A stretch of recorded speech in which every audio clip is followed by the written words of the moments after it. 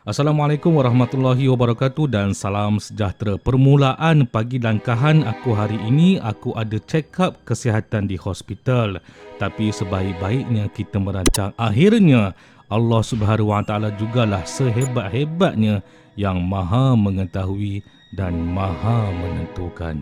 Alang-alang aku dah berada di hospital ni menjadi satu asbab untuk aku kongsikan kepada kalian semua beberapa kisah seram yang melibatkan hospital khusus untuk kalian semua yang menonton. Aku tekankan di sini, tiada rakaman visual ya. Tak ada rakaman visual yang dilakukan kerana aku hanya berkesempatan dan berpeluang untuk membuat rakaman audio sahaja. Memandangkan aku berada di dalam buat hospital, pandai-pandailah cari pot nak buat rakaman audio supaya tidak terkantoi. Tanpa membuang masa, kita dengarkan. Ada dua orang petugas dalam perjalanan ke tempat ruang simpanan peti mayat. Jam di dinding sudah menunjukkan hampir jam 3.30 pagi. Kebetulan malam berkenaan orang Jawa panggil malam Kliwon. Sesudah petugas memasuki ruang peti simpanan mayat, pada awalnya proses pemindahan mayat daripada katil pengusung ke dalam peti mayat, alhamdulillah, dilakukan dengan baik tanpa sebarang masalah. Peti mayat ditutup dengan rapat. Dua orang petugas ni berpaling badannya daripada menghadap peti mayat tersebut, berpaling semula menuju ke arah pintu keluar dari bilik mayat. Sedang menuju ke arah pintu keluar, baru beberapa langkah menuju ke depan, tiba-tiba terdengar di belakang mereka ada bunyi seakan-akan pintu mayat dibuka kembali. Salah satu petugas ingin toleh ke belakang, tetapi petugas yang lagi satu memegang dengan pantas kepalanya bertujuan menghalang daripada menoleh ke belakang sambil berkata-kata, "Jangan pandang belakang." Jiwa dan perasaan ingin tahu petugas tu terhenti seperti dipukul dengan kuat, menyedarkan dirinya semula daripada membuat tindakan yang tidak sepatutnya dilakukan. Sesudah mereka keluar dari bilik mayat tersebut, mereka masih lagi kekal untuk tidak bersuara dan tidak bercerita sepanjang mereka bertugas malam tu, khawatir dengan sesuatu yang tidak diundang.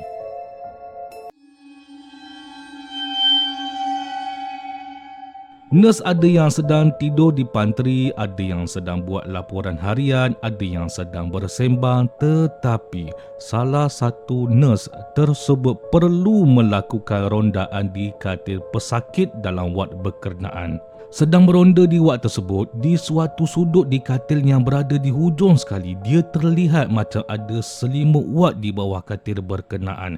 Pada waktu tu, keadaan di hujung katil tu memang gelap. Memang gelap disengajakan untuk tidak bukakan lampu sebab tak ada pun pesakit yang diletakkan di kawasan katil tersebut. Pada awal malam tadi memang sahih tak ada pesakit diletakkan di kawasan hujung tu, tapi nurse beranggapan mungkin ada pesakit dari katil yang lain yang melepak di katil tu dan tertinggal selimut kot-kotlah di bawah katil tu. Jadi tanpa peransangka, nurse tu pergilah ke katil hujung yang gelap tu. Bila dah sampai di katil berkenaan, dia membongkokkan badan dengan niat untuk menggapai selimut wad berwarna putih yang dilihatnya di bawah katil. Akan tetapi, tiba-tiba selimut tersebut direntak dengan pantas dan kuat masuk jauh ke bawah katil. Disebabkan terkejut, nurse tu secara spontan terduduk dan masa inilah dia melihat ada sesuatu yang seakan kain putih melayang keluar dari bawah katil, melayang keluar menembusi jeriji bingkai tingkap wad tersebut, dan secara tidak langsung nurse tu menjerit lalu pengsan.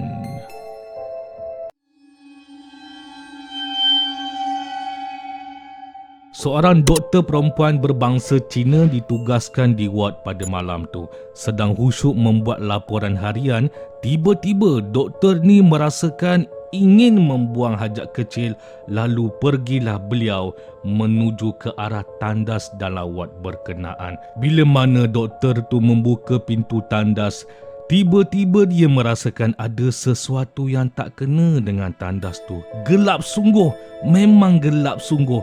Tetapi tiada apa yang berlaku kerana doktor tu lupa nak buka suis lampu dari luar. Masuk ke dalam tandas dan membuang hajat kecil sehingga selesai. Akan tetapi kalian semua, bila doktor buka pintu tandas dan keluar dari tandas, baru beberapa langkahan menuju ke biliknya semula, tiba-tiba baru dia sedar dia lupa untuk menutup semula lampu tandas berkenaan. Masih tiada apa yang pelik berlaku. Sesampainya beliau di meja, duduk dan ingin meneruskan kerja yang tadi tertangguh, masa inilah dia memandang ke depan semula sambil memikirkan apa yang dia lihat di tingkap belakang dia tadi semasa dia baru nak duduk di kerusinya. Macam dia toleh dengan laju kepala dan pandangan ke arah belakang kerusi dia. Masya Allah, masa ni benar-benar hampir dengan dia susuk raut muka sedang memerhati, mengintai dia dari jendela tingkap malam tu. Meraung doktor tu disebabkan terkejut sambil mengundur ke belakang dengan laju sehinggakan mejanya terbalik langgang. Penampakan raut muka di luar jendela tingkap tu hanya seketika dan sekejap saja. Selepas doktor tu meraung, hilanglah muka misteri tersebut dari pandangan. Doktor Cina tu tahu apa yang dia nampak. Dia percaya dengan kewujudan hantu sebab mustahil ada manusia yang menyakatnya kerana pada waktu ketika ni, wad yang dia ditugaskan adalah berada di aras tingkat 5.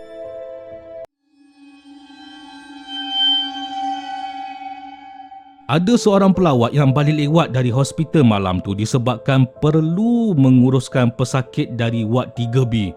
Mungkin ahli keluarga agaknya. Jam menunjukkan pukul 11 malam, masih belum lagi tengah malam. Pelawat ni ingin pulang ke rumah dengan menaiki motor. Walaupun jam pukul 11 malam, tapi keadaan jalan di dalam kawasan hospital sememangnya sudah lenggang dan sunyi. Dalam fikiran pelawat yang sedang menaiki motor ni, pada awalnya memanglah niat tu nak terus balik. Tapi disebabkan jalan yang lengang dan kosong, dia mengambil keputusan drastik untuk mengemudi motornya meronda-ronda dulu di dalam kawasan hospital. Dengan angin yang kuat seakan-akan nak hujan, jalan yang lengang, dia rasakan tenang malam tu.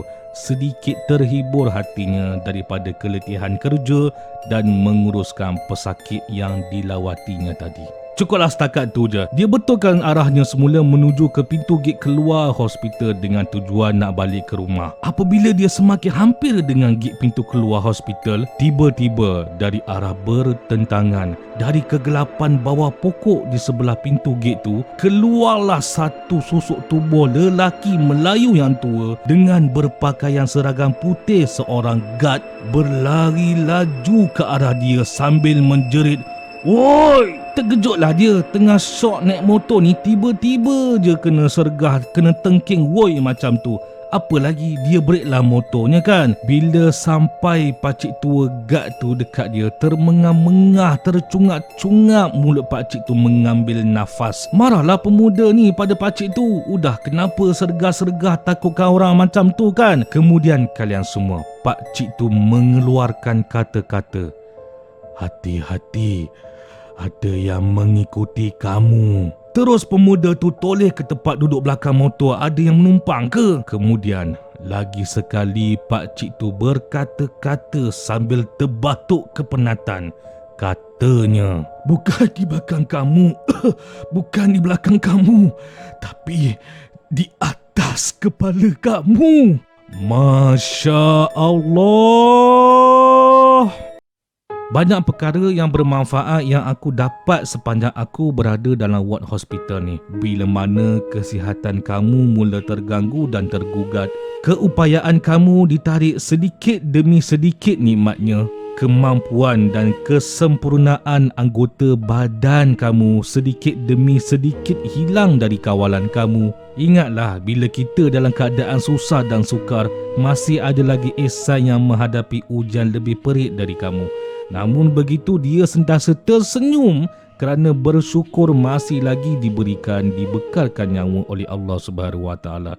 Seperti beliau ni, kagum aku dengan dia sebab beliau tak dapat lihat tahu dengan 2 biji matanya, tapi masih lagi mampu menggalas tanggungjawab menjaga ibu yang sakit di rumah.